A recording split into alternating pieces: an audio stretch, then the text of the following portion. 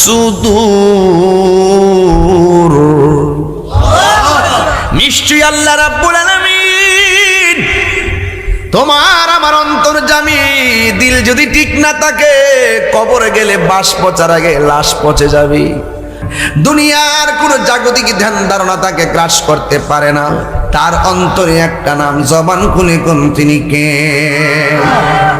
ঠিক এমন ভাবে সব নবীগণকে আমার আল্লাহ এমন ভাবে পরীক্ষা করেছেন। এই পরীক্ষার ভিতরে একটা পরীক্ষা করেছেন একজন নবীকে, একটা পরীক্ষার মধ্যে সীমাবদ্ধ রাখে নাই। আমার আল্লাহ ওই নবীকে 10টা পরীক্ষা করেছেন। সুবহানাল্লাহ।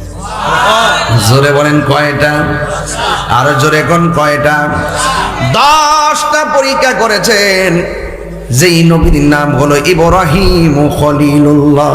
জোরে কোন সুবহানাল্লাহ। জোরে বলেন নামটা কি? ইব্রাহিম। নামটা ছিল শুধুমাত্র ইব্রাহিম। পরীক্ষা দিতে দিতে আল্লাহর রাজি করতে যাইয়া পাগল হইয়া গেছি। আমি সব বিলাইয়া দিমু, এরপরে আমি আল্লাহকে রাজি করব। আল্লাহ সন্তুষ্টি হইয়া ইব্রাহিম নবীকে একটা উপাধি দিয়ে দিলেন। ওই উপাধির নাম হলো খলিলুল্লাহ। জোরে জোরে কি সুবহানাল্লাহ বলা যাবে না? মরণের ভয় আসেনি? আর আজরাইল যে কোনো মুহূর্তে আসতে পারেনিও।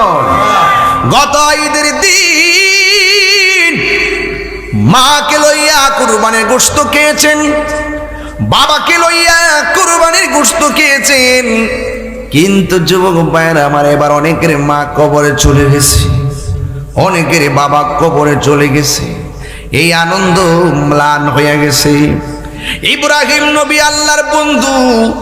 ইব্রাহিম নবীকে আমার আল্লাহ 10টা পরীক্ষা করেছেন। 10টা পরীক্ষার মধ্যে তিনি পাশ করেছেন।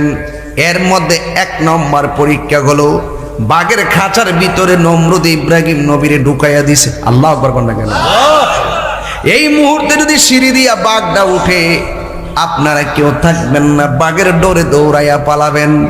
আর চতুর্দিক দিয়ে বাউন্ডারি, সামনে দিয়া গেট।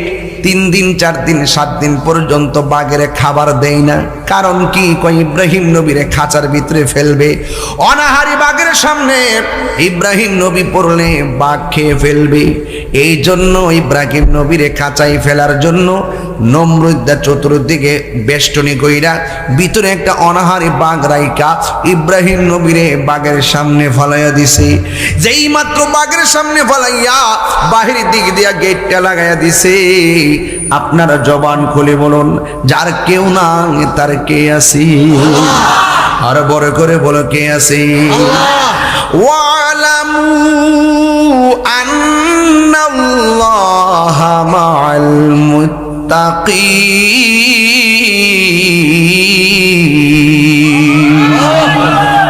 আল্লাহু ওয়ালিয়ুল্লাযীনা আমানু ইউখরিজুহুম মিনাজ যুলুমাতি ইলান নূর। কষ্ট হচ্ছে আপনাদের? আমি কিন্তু ওই 40 মিনিট কিন্তু ডানে বামে কথা বলে কাটাইতেছি না। আমি আকাশের দিকে তাকিয়ে মূল কথা বলতেছি, সামনে কুরবানি। এই মুহূর্তে যদি আপনাদেরকে কিছু কথা না বলি, আমার হক আদায় হবে না। কথা কোন ঠিক না? ঠিক।